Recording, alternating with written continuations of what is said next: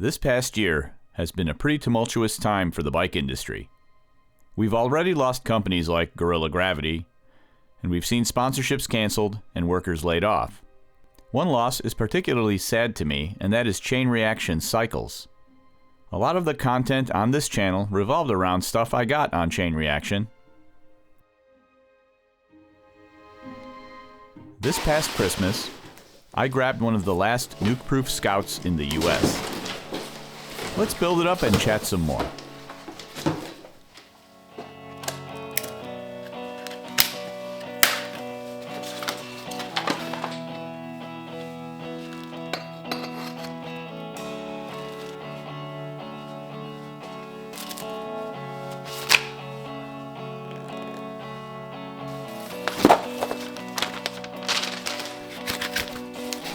If you didn't know, Wiggle/Chain Reaction Cycles was the world's biggest online cycling retailer.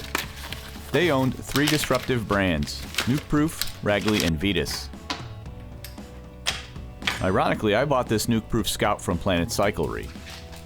It looks like they scooped up the remaining US inventory from Nukeproof for pennies on the dollar, because this bike only cost me $800.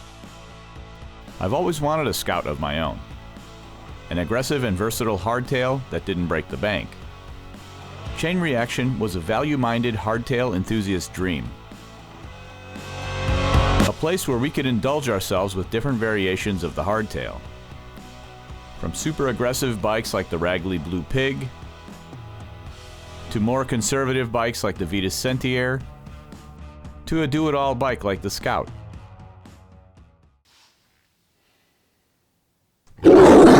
You didn't think I was going to leave it stock, did you? I really want to make this bike into a strong all-rounder. We don't need to upgrade it much, but the upgrades I'm going to make will make this lower spec model into a beast. We're going to keep the 2.35-inch tires. They roll really good.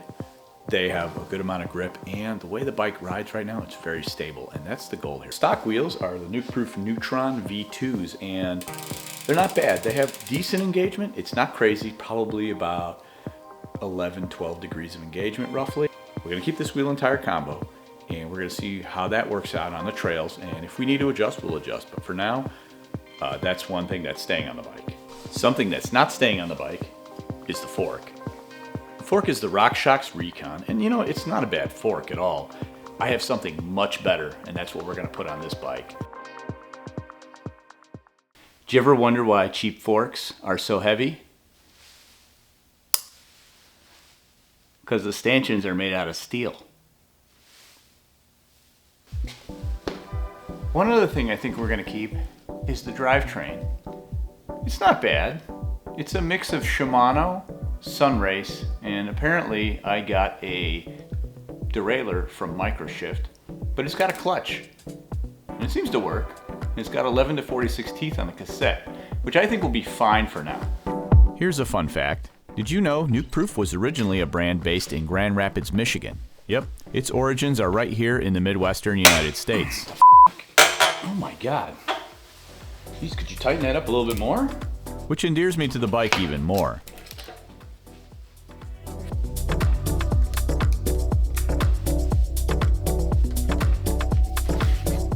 I'll tell you one thing, what's really cool is they actually use the integrated iSpec brake and shifter adapter, which is pretty cool.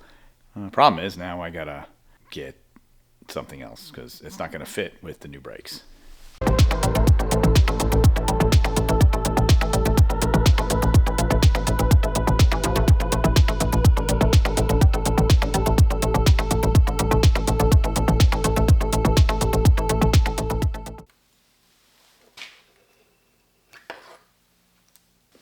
Let's weigh this. 5.53 pounds, 5.5 pounds. Let's find out what that is in kilos. Holy moly. Is that my 2,500 grams, 2.5 kilos. That's insanity. We're going to upgrade the fork to this gorgeous Fox Factory 36. I got this fork for about $400. Now this version has the Fit 4 damper. The Fit 4 has low speed compression, a 3-position switch with open, pedal, and lockout settings, as well as a rebound adjustment. It's an easier setup to dial in, and it's perfect for all-around trail riding. The fork has 150 millimeters of travel, so we're bumping it up by 10 millimeters compared to the stock fork. Here I'm measuring the steer tube in the stock fork, then marking the Fox 36 for the cut.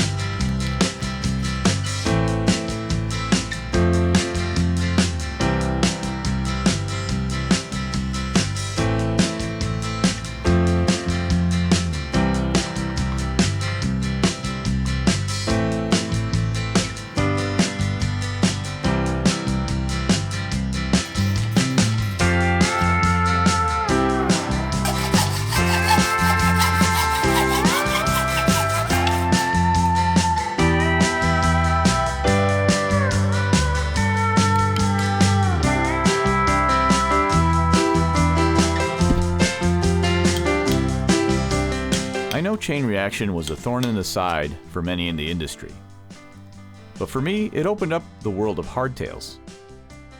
One of my first videos on this channel was a Ragley Marley build. A bike I built with a lot of parts that I bought from Chain Reaction. Yes, it's already taped. And I know a lot of people got into mountain biking via Chain Reaction cycles. And no matter what your feelings are about them, they grew the cycling ecosystem. Let's see if we can seat these with a floor pump.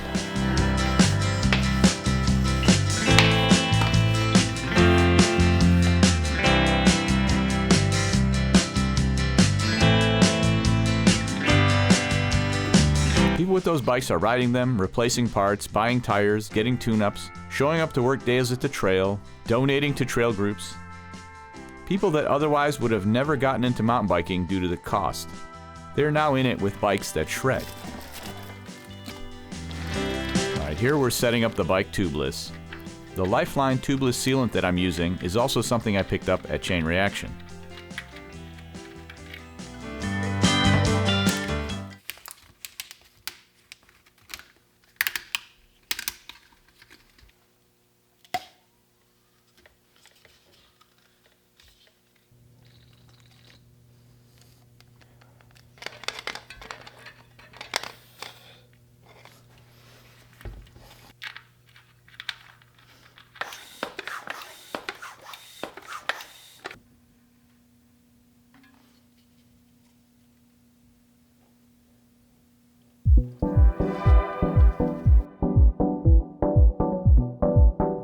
As usual, I'm replacing the stock Shimano brakes with a set of Magura MT5 HCs.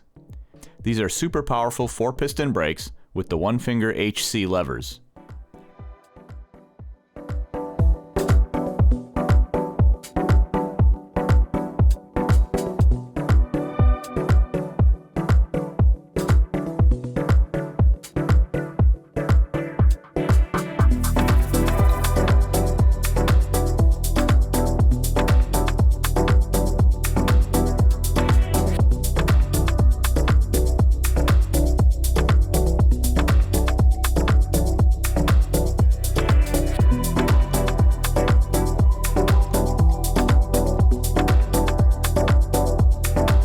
Pretty stoked to finally get my hands on these Magura MDRP floating rotors. For the bars and grips, I'm using Fiber Grip carbon paste. It's a coarse paste that helps keep carbon parts from moving around without you having to over-torque the bolts.